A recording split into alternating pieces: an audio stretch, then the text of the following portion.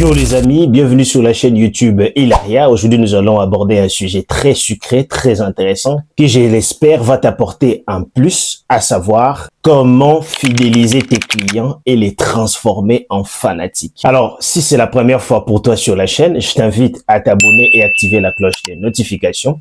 Ici, nous partageons des stratégies marketing de haut niveau qui peuvent élever et booster ton niveau. Alors, tu sais, c'est que toutes les marques veulent à tout prix. Ouais, tu as raison, plus de clients. Tout le monde veut avoir plus de clients. Mais tu veux savoir ce qu'elles oublient? Garder les clients qu'elles ont déjà. Et ça, c'est souvent les débuts de la chute parce que tu peux dépenser des fortunes en publicité, en influenceurs, en campagne. Si derrière, les gens n'ont aucune raison de revenir, tu construis sur du sable. Alors aujourd'hui, je vais te montrer comment transformer tes clients en fans et faire en sorte qu'ils reviennent encore et encore sans que tu aies besoin de les courir après. Voici 5 éléments efficaces à mettre en place pour fidéliser vos clients. Premier élément, le programme de fidélité. C'est simple et puissant. Je pense que tu as un programme de fidélité avec au moins un supermarché. Pourquoi il est important de mettre en place un programme de fidélité? Eh ben, beaucoup de marques commettent la bêtise de penser que la fidélité, c'est automatique. Mais dans la réalité, la majorité des clients vont t'oublier une fois qu'ils ont reçu leur commande. Ça fait mal, hein, car toi, de ton côté, tu t'es donné du mal. Tu as conquis ces clients. C'est peut-être passé par d'énormes campagnes marketing où tu as payé de l'argent à Facebook, où tu as boosté pour que ces clients puissent venir et acheter chez toi. Et pourtant, après avoir livré la commande, ces clients ne reviennent pas automatiquement. Et c'est pas parce qu'ils n'aiment pas ton produit, mais parce qu'ils ne ressentent aucune raison émotionnelle de rester avec toi. Solution à ces problèmes? Eh ben, mets en place un programme de fidélité clair, motivant et progressif. Ça peut être des points à chaque achat, un bonus des bienvenus et surtout un système de niveaux. Plus ton client avance, plus il se sent valorisé. Par exemple, atteins les niveaux Gold et débloque 20% des remises sur ta commande. Ce n'est pas juste une promotion, c'est une reconnaissance. Et la reconnaissance, c'est ce qui transforme une simple vente en relation. Deuxième élément à mettre en place pour fidéliser sa clientèle, les offres exclusives. Donner aux clients la sensation d'appartenir à un club. Pourquoi c'est important?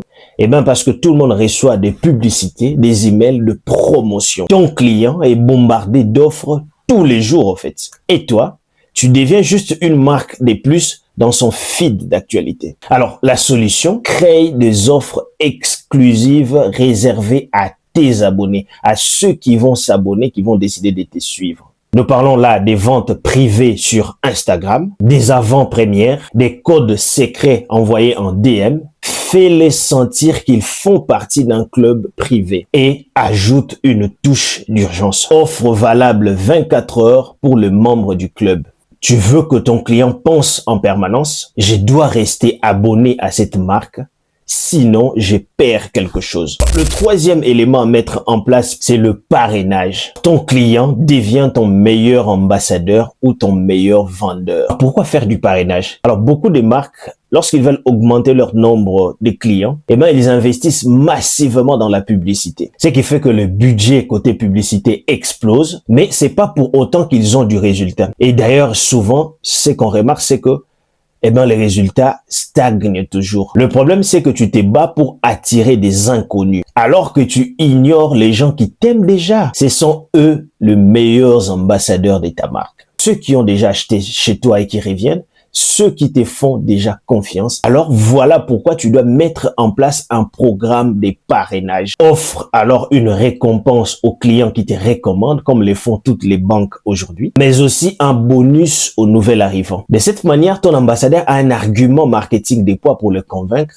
C'est que si tu viens, par exemple, ouvrir ton compte dans X banque, eh ben, tu te fais 80 € et moi aussi j'aurai 80 €. Tu pourrais, par exemple, dire, invite un ami, il gagne 10% et toi tu gagnes 10 €. Tout le monde y gagne et toi tu remplaces les dépenses publicitaires par une croissance naturelle basée sur la confiance. Quatrième élément à mettre en place, eh ben, ce sont les packs intelligents. Alors avec les packs intelligents, tu passes à un autre palier, c'est celui d'augmenter ton panier moyen. Panier moyen, c'est simple, ça veut juste dire combien de produits prend au minimum un client sur ton site. Parce que le problème, c'est que tu peux proposer beaucoup de produits sur ton site internet, mais le client est arrivé forcément pour acheter un certain produit.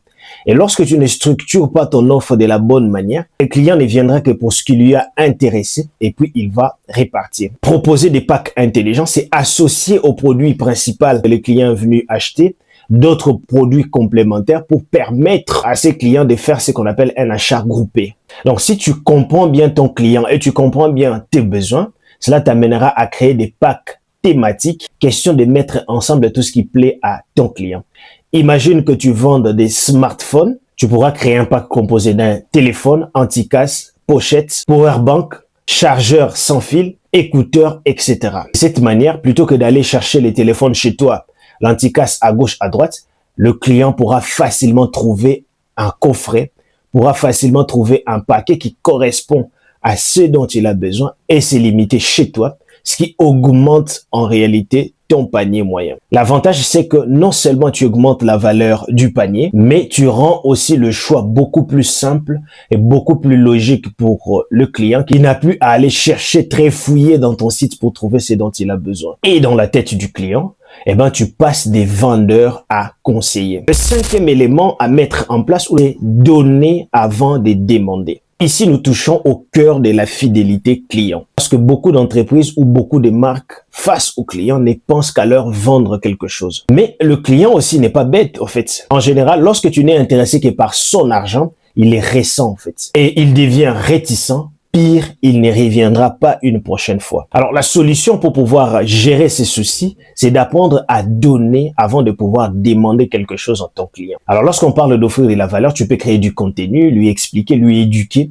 lui apprendre à faire certaines choses gratuitement. Tu peux offrir des cadeaux, comme on en a déjà parlé, ou simplement offrir une attention personnalisé. Le monde est devenu ce qu'il est devenu, les services clients deviennent de plus en plus pourris. Et si dans cette jungle, tu t'es distingué en proposant un service client de qualité avec professionnalisme, attention et beaucoup d'empathie, ou si simplement tu apprends à dire merci à chaque fois qu'un client s'abonne ou à chaque fois qu'un client fait quelque chose pour ta marque, cela va montrer que tu te soucies sincèrement de ton client. Et ça peut créer une dette morale dans la tête de ton client. Et c'est ça le secret de la fidélité. Alors, en résumé, la fidélité n'est pas une tactique marketing, c'est une philosophie des relations. Tu veux des clients fidèles, alors sois constant, reconnaissant et généreux. Et surtout, rappelle-toi de cette phrase à chaque fois. Les grandes marques comme Apple n'ont pas juste des clients,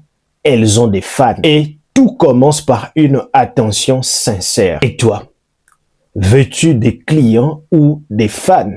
Réponds-moi en commentaire. Alors si tu as aimé la vidéo, un pouce bleu, like et abonne-toi et partage-la autour de toi.